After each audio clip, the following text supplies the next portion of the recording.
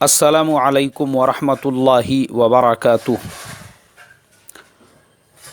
मोहतरम भाइयों, बुजुर्गों और दोस्तों, यह हमारा इस्लाह मुआशरा का 788वां सबक है।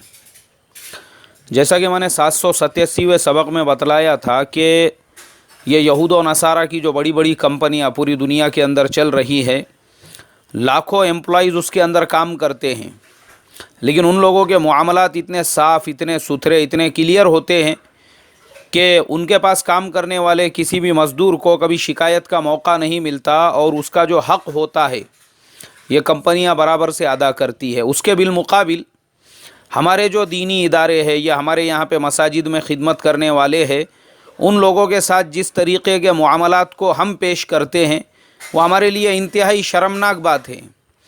हमारे यहाँ पर ऐसा होता है, अभी जैसे हमारे करीब में ही एक ज़िला है महाराष्ट्र के अंदर, एक मौलवी साहब 15 साल उन्होंने मदरसे में तदरीस की खिदमत अंजाम दी है और मदरसे वालों को जब पता चला कि वो किसी दूसरे मौलाना के बयान के मजलिस में चले गए थे, उतनी बात के ऊपर उनको उनके तदरीस की खिदमत से ख़ारिज कर दिया गया बग़ैर इत्तला के, बग़ैर नोटिस पीरियड के, और साफ साफ बोल दिया गया कल से पढ़ाने आना मत।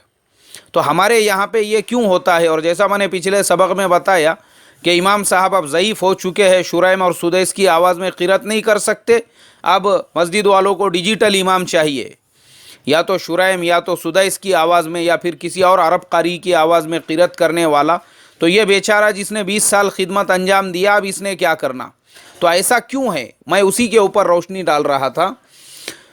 इसके लिए मेरे मोहतरम बुजुर्गों, बेसिक जो चीज़ें हैं ना, बेसिक, वो हमारे हर मस्जिद में होना चाहिए, हमारे हर मदरसे के अंदर होना चाहिए। और वो बेसिक चीज़ों में सबसे पहली चीज़ ये है कि हमारी हर मस्जिद और हमारा हर मदरसा वो गवर्नमेंट रजिस्टर्ड होना चाहिए, एक ट्रस्ट के मातहती में। हमारे यहाँ पे सबसे बड़ा प्रॉब्लम यह है कि हमारी तकरीबन, मैं समझता हूँ, आधे से ज़्यादा मसाजिद ऐसी है जो गवर्नमेंट रजिस्टर्ड नहीं है या जिनकी रजिस्टर्ड कमेटी या रजिस्टर्ड ट्रस्ट नहीं है। और वो नहीं होने की वजह से ही बहुत सारे मसले मसाइल पैदा होते हैं और बहुत सारी चीज़ें जो हमारे सामने आती है तो फिर हम लोग जोश में और जज्बात में आ जाते हैं। हालांकि हमारा जोश और जज्बात में आना बिल्कुल नादानी वाली बात है, हमको कोई हक़ नहीं है जोश और जज्बात में आने के लिए। इसलिए कि अगर आप मस्जिद और मदरसा कायम कर रहे हो तो गवर्नमेंट के पास में उसका पूरा डिटेल्स होना चाहिए, उसके लिए आपका ट्रस्ट गवर्नमेंट रजिस्टर्ड होना ही चाहिए। और नई रजिस्टर्ड होने के जो नुकसानात है वो बार बार हमारे सामने आते हैं। उसके अलावा मैं अभी आपको बताता हूँ, एक साहब ने मुझसे ये कहा, मौलाना बोले मेरे पास में 5 लाख रुपये का बजट है जो मैं किसी मस्जिद के लिए खर्च करना चाहता हूँ। अब मेरे पास ऐसे बहुत सारे तकाजे आते रहते मस्जिदों के लाइन के, बहुत सारे लोग हमारे यहाँ चंदे के लिए भी आते हैं। तो एक साहब आए, वो सांगली ज़िले के किसी ताल्लुक़े से ताल्लुक़ रखते थे। उन्होंने सारे जो कागज़ात थे, हमने इतने में ज़मीन ख़रीदे और ये उस का मार्केट है और ऐसी ऐसी मस्जिद का तामीरी काम हो रहा है, और बोले देखो आपके जान पहचान में अगर कोई हो। मैंने कहा भाई मेरे जान पहचान में है एक साहब, उन्होंने कहा था मुझसे। तो मैंने हमारे उन दोस्त को फ़ोन किया, मैंने कहा भाई आपने कहा था मस्जिद की तामीर के लिए। बोले देखो मस्जिद की तामीर के लिए मैंने जो कहा था आज भी मैं अपनी बात के ऊपर कायम हूँ, लेकिन शर्त यह है कि वो ट्रस्ट गवर्नमेंट रजिस्टर्ड होना चाहिए और बैंक का अकाउंट वो ट्रस्ट के नाम पर होना चाहिए। तो मैं उस अकाउंट के अंदर फ़ंड ट्रांसफ़र करूँगा, इसलिए कि मैं हर साल इनकम टैक्स भरता हूँ, तो गवर्नमेंट को भी मुझे दिखाना है मेरा पैसा कहाँ पे खर्च हो रहा है। मैं कैश में लेन देन नहीं करता हूँ। मैंने उनसे कहा भाई आपके मस्जिद का ट्रस्ट रजिस्टर्ड है? नहीं, ट्रस्ट नहीं, मालूम ही नहीं। बोले गांव खेड़े के लोग हैं, उनको क्या मालूम है ट्रस्ट किसे कहते हैं और उसका रजिस्ट्रेशन कैसे कराया जाता है। बैंक का अकाउंट तो खुद मेरा अपना नहीं है। बोले तो मस्जिद का अभी कहाँ से अकाउंट होगा? अल्लाह हिफाजत फरमाए। उसके बाद मेरे मोहतरम बुजुर्गों, बहुत सारे लोग, अच्छा इसमें बहुत सारे लोग जो है ना वो ज़बरदस्ती की दुश्मनियाँ भी करते हैं, वो भी मैं आपको बताता हूँ। मेरे एक तालिबे इल्मी के ज़माने के साथी, हम लोग साथ में मदरसे में पढ़ते थे, उन्होंने एक देहात के अंदर मस्जिद का तामीरी काम शुरू किया। उन्होंने फ़ोन किया मुझे, और भाई कैसे है क्या है? मैं बोला भाई सब खैर व आफ़ियत है अल्हम्दुलिल्लाह, बताइए आपका क्या मसला है? बोले यार कुछ भी नहीं, हमने यहाँ पे मस्जिद का तामीरी काम शुरू किए। मैं बोला अपने जान पहचान में जो दोस्त अहबाब है ज़रा उनको फ़ोन लगाएंगे, उनके ज़रिए से ताउन करा के लेंगे। मैंने कहा बहुत अच्छी बात है, अल्हम्दुलिल्लाह अपने पास एक बंदा रेडी है, माशाल्लाह 5 लाख रुपये ख़र्च करने को तैयार है। लेकिन उसकी शर्त ये है कि आपकी मस्जिद, उसका जो ट्रस्ट है वो गवर्नमेंट रजिस्टर्ड होना चाहिए और ट्रस्ट के नाम पे बैंक का अकाउंट होना चाहिए। बोले यार गांव खेड़े में मेहनत मजदूरी करके खाने कमाने वाले लोग, यहाँ किसको समझ रहा, बोले ट्रस्ट क्या है और यहाँ पे बैंक का अकाउंट किसको मालूम है। मैंने कहा फिर अगर ऐसा नहीं है तो 5 लाख तो दूर की बात है, 50 रुपये के भी ताउन की आप हमारे से उम्मीद मत रखो। मैंने जब ऐसा कहा मेरे मोहतरम दोस्तों, नाराज़ हो गए, वो आज तक नाराज़ है। तो बहुत सारे लोग ज़बरदस्ती की नाराज़गी इस वजह से भी कि एक तो अपने पास में अपने मामला सही नहीं, अपन रजिस्टर्ड करके नहीं रखेंगे, गवर्नमेंट का हिसाब किताब जो है बैंक का अकाउंट नहीं ओपन करेंगे और किसी ने ताउन नहीं करा तो फिर ज़बरदस्ती के उसके ऊपर नाराज़ होंगे। ये हमारे ज़माने का एक बहुत बड़ा जो है उम्मत का मसला है। अल्लाह हिफाजत फरमाए मेरे मोहतरम दोस्तों। तो सबसे पहली चीज़ हमारे यहाँ पर ये हो कि हमारी हर मस्जिद और मदरसा हमारा रजिस्टर्ड होना चाहिए और उसके साथ में ही उसके अपने बैंक का अकाउंट होना चाहिए। जो भी लेन देन हो रहा है वो बैंक के अकाउंट के थ्रू। अब आप जब किसी इमाम साहब को अपने यहाँ पे इमामत के लिए रख रहे हो तो अरे मामलात को क्लियर रखते हुए वो इमाम साहब को जो सैलरी, जो तनख्वाह, जो पेमेंट आप दे रहे हैं वो मस्जिद का जो बैंक का अकाउंट है उस अकाउंट के थ्रू दीजिए। कैश में क्यों दे रहे हैं आप उनको, उसकी बाज़ाब्ता पावती दीजिए। इसलिए कि अगर इमाम साहब को सैलरी के साथ में सैलरी स्लिप मिलती है यानी पावती मिलती है मस्जिद की तरफ से तो वो इमाम साहब गवर्नमेंट की बहुत सारी स्कीमों से फ़ायदा हासिल कर सकते हैं। अभी हमारे यहाँ पे गवर्नमेंट का कानून है कि जिसकी तनख्वाह 5 लाख रुपये से कम हो सालाना, उसको राशन के अंदर सहूलत, उसको घर के लिए गवर्नमेंट की तरफ से ताउन, उसके लिए मेडिकल फैसिलिटीज़ महाराष्ट्र गवर्नमेंट उसके और उसके फैमिली के अफराद को 3 लाख रुपये तक सपोर्ट करती है और सेंट्रल गवर्नमेंट 5 लाख रुपये तक। लेकिन उसके लिए शर्त ये हो कि आपके पास हर महीने की जो आपकी सैलरी स्लिप है वो होना चाहिए, ताकि जिस वक्त आप इनकम का सर्टिफिकेट बनाओगे उस वक्त में वो लगेंगी आप यहाँ पे काम करते हैं और ये आपकी महीने की तनख्वाह है। इमाम साहब को तनख्वाह ही कितनी होती है, ज़्यादा से ज़्यादा 10,000 भी अगर पकड़े तो साल के 1,20,000 रुपये वो होते हैं। उतने के अंदर तो आप गवर्नमेंट की हर फैसिलिटीज़ को हासिल कर सकते हैं। तो उसके लिए हमारे यहाँ पे वो निज़ाम होना चाहिए, हमारे यहाँ पर भी वो तरतीब होनी चाहिए कि भाई एक इमाम साहब अगर वो किसी मस्जिद में इमामत के लिए या किसी मदरसे में तदरीस के लिए दरख्वास्त दे रहे हैं या फिर वहाँ पर उनका तकर्रुर हो रहा है तो उस वक्त में वो मदरसा या वो मस्जिद का ट्रस्ट उनको बाज़ाब्ता एक लेटर दे जिस पे ये सारी शराइत हो कि जिसके अंदर उनकी तनख्वाह लिखी हो, जिसके अंदर ये लिखा हुआ हो उनको महीने में छुट्टियां कितनी मिलेंगी, जिसके अंदर सारे उसूल और ज़वाबित हो। ये सब चीज़ें हमारे यहाँ पर होना चाहिए। उसमें बाज़ाब्ता ये भी हो कि भाई अगर आप इमामत छोड़ना चाहते हैं तो 1 महीना, 2 महीने, 3 महीने जो भी आपको तय करना है उतने दिन की मुद्दत तय करो, आप हमको इत्तला देंगे या हमको आपको निकालना है, हम उतने दिन पहले से आपको इत्तला देंगे। ये उसूल वाली बात है। इस तरीक़े से अगर हमारे मुआमलात होंगे तो फिर ये जो आपस की लड़ाइयाँ हैं ये सब क्यों होती है।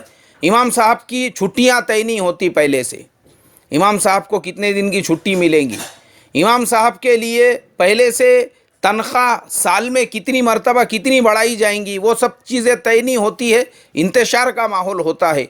तो इस वजह से क्या हो रहा है मेरे मोहतरम दोस्तों, मैं आपको बताता हूँ। आज हमारे जो नए फ़ारिगीन हैं ये हमारे डिजिटल ज़माने के फ़ारिगीन हैं।